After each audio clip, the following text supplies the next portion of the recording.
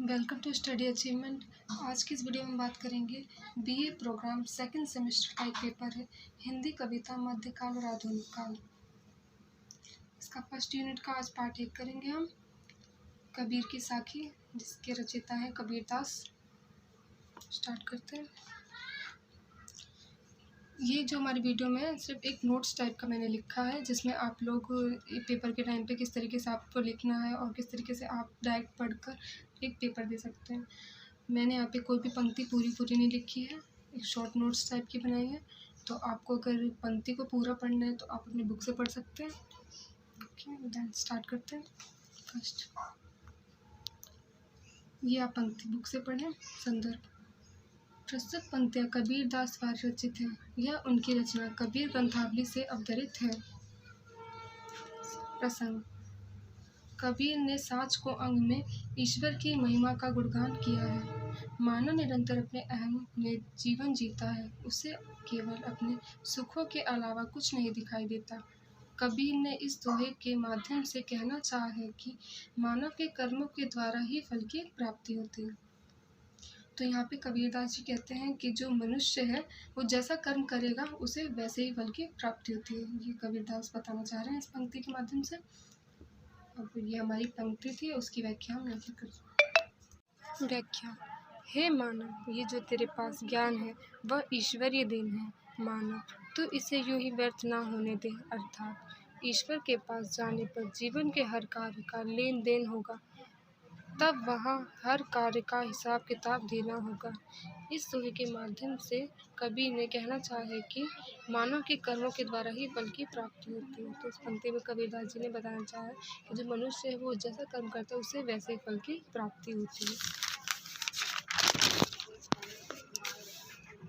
विशेष: कबीर की भाषा सदुक्कड़ी है। इस दोहे में ईश्वर की महिमा का गुणगान है। खव्वे खवार में अनुप्रास अलंकार है। आप देख सकते हैं खा वर्ण की आवृत्ति है, तो इसमें अनुप्रास अलंकार है। सेकंड है हमारा भेष को अंग। ये व्याख्या, ये जो पंक्ति है वो आप बुक से देख सकते हैं। संदर्भ: प्रस्तुत पंक्तियाँ कबीर द्वारा रचित हैं। यह उनकी रचना कबीर ग्रंथावली से अवतरित है। प्रसंग: कबीर ने इस दोहे में बाह्य आडंबरों का विरोध किया है। भगवान की भक्ति सच्चे मन से करनी चाहिए। व्यक्ति को अपने मन पर नियंत्रण रखना चाहिए, तभी वह सब कुछ पा सकता है। व्याख्या: कबीर काठ की माला के द्वारा व्यक्ति को यह समझाना चाह रहे हैं कि माला को फिराने से कोई भी लाभ नहीं होगा जब तक व्यक्ति का मन विषय वासनाओं में डूबा रहेगा। अर्थात तू मुझे फिराने के स्थान पर अपने मन को फिराकर प्रभु भक्ति में लगा। यहाँ पर कबीरदास जी बताना चाह रहे हैं कि माला को फिराने से कुछ नहीं होगा। आप जब तक अपना मन सच्चे मन से आप अपना मन को प्रभु की भक्ति में नहीं लगाएंगे तब तक आप कुछ नहीं कर सकते। विशेष: इस पंक्ति में कबीर ने परिवर्तन पर अधिक बल दिया है। सेकंड, मन ना फिरावे आपड़ कहाँ फिरावे में यमक अलंकार है।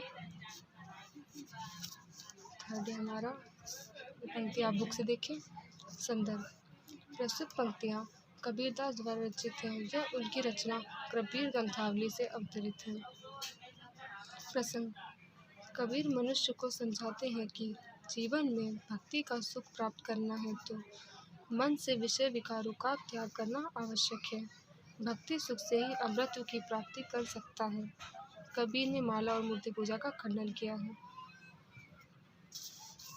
व्याख्या: कबीर कहते हैं, हे मनुष्य, माला पहनने से कुछ नहीं होगा। अपने मन में व्याप्त दूषित ग्रंथियों को नष्ट कर जीव सांसारिक भोग में फंसा रहता है। मन से इन विषय विकारों को नहीं निकाल पाता, जिसके कारण वह भटकता रहता है।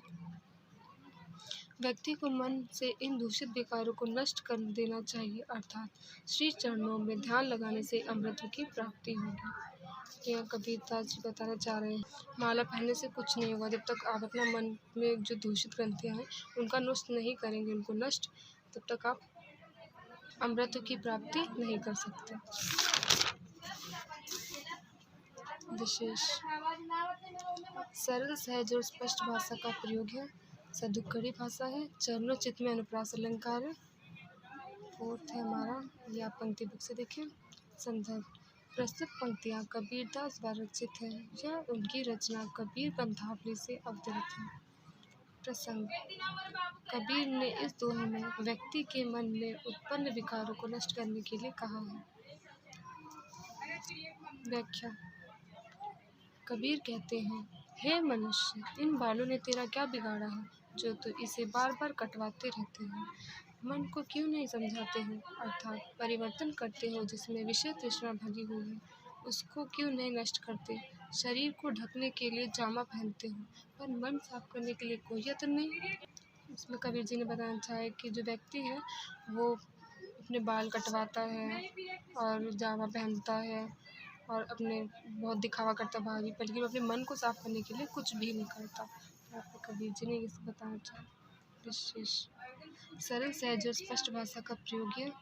विषय विकारों में अनुप्रास अलंकार है। फिर हमारी 5वीं व्याख्या या बुक से देखें। संदर्भ प्रस्तुत पंक्तियाँ कबीरदास द्वारा रचित हैं। यह उनकी रचना कबीर ग्रंथावली से अवतरित है।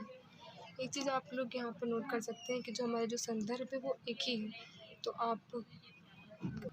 आप ये एक ही संदर्भ याद कर सकते हैं और इस पाठ से कोई भी व्याख्या आ जाती है उसमें आप एक ही संदर्भ ही लिखेंगे जो भी ये है, इसीलिए हमारे ये चीज़ सेम है। प्रसंग कबीरदास जी ने इस पंक्ति में ईश्वर की शक्ति का वर्णन किया है। व्याख्या कबीर कहते हैं कि भगवान सभी कार्यों को करने में सक्षम है। मनुष्य सभी कार्य नहीं कर सकता, अर्थात व्यक्ति कुछ नहीं कर सकता। भगवान चाहे तो राई को पर्वत के आकार में बदल सकता है और पर्वत को राई के समान कर सकता है। तो यहाँ पर कबीर जी ने बताना चाहा कि जो ईश्वर है वो बहुत शक्तिशाली है। वो चाहे तो राई को पर्वत के समान कर सकता है और पर्वत को राई के समान कर सकता है, परंतु जो मनुष्य है वो ऐसा नहीं कर सकते। यहाँ पे ईश्वर की शक्ति का वर्णन किया। विशेष सरल सहज और स्पष्ट भाषा का प्रयोग। राई ते पर्वत करे पर्वत राई माई में लोकोक्ति अलंकार का प्रयोग किया गया है। साइन सुशब्द में अनुप्रास अलंकार है। तो ये थी हमारी व्याख्या। Thank you.